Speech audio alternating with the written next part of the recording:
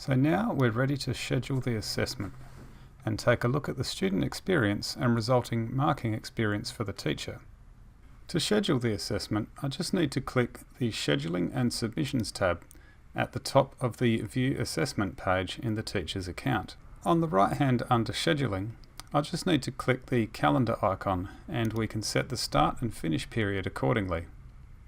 You'll see there are also options for making it a timed test and assigning it to the whole class or to specially selected students or student groups.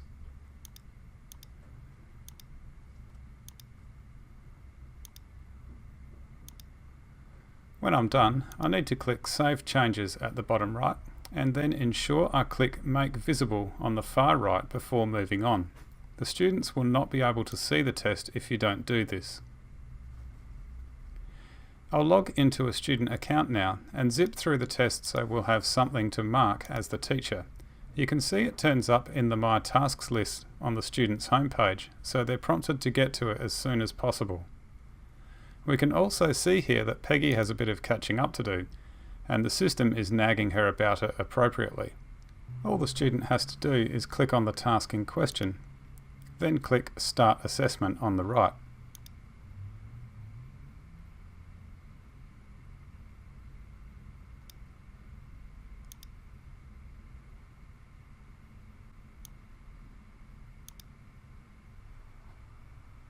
As they progress through the questions, they can click the Save Progress button on the right-hand side to avoid having to start at the beginning if something were to go wrong with their computer.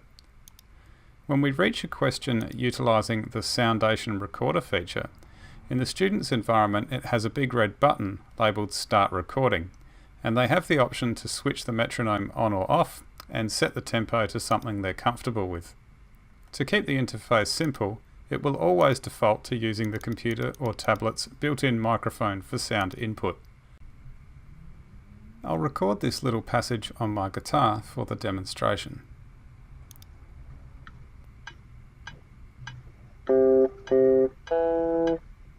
Oops, I've messed it up. That's okay, I can just click the discard button and start again.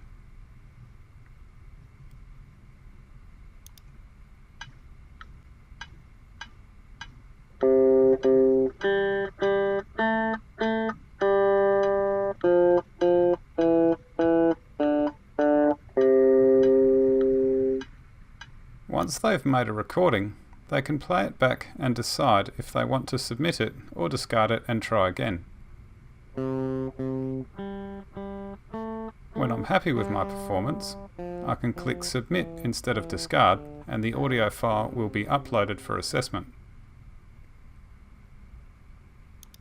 When the student is happy with all their answer entries, they can click the button at the bottom right labelled Finish and Submit Assessment and they're done.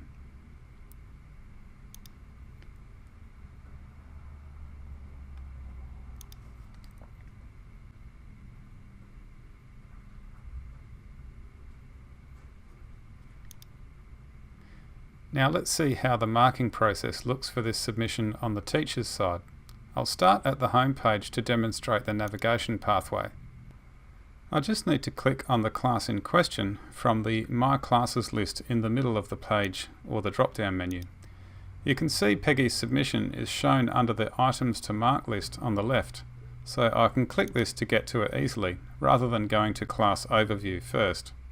In the Scheduling and Submissions page that opens, I'll click the Submitted link in the Task Status column for Peggy's entry and it will take me to the marking page.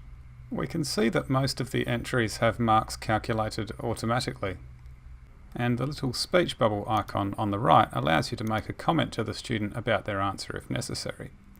For the Soundation Recorder entry, manual evaluation is required. After evaluating it, all I need to do is click in the box and enter the mark I've calculated from whatever manual process I've deemed appropriate for the purpose. And you'll see it update in the student's grade area on the right. When we're done, we can enter the final calculated grade shown in this area in the Enter Grade in Gradebook field at the bottom. And a quick look at the mark book will now reveal the mark we've recorded under the appropriate assessment heading.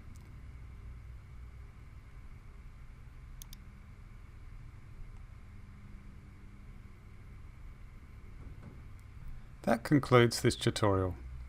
In the coming tutorials, we'll be looking at the integration of Auralia and musician data with the MusicFirst Online Classroom environment, and be taking a closer look at some of the other software packages too.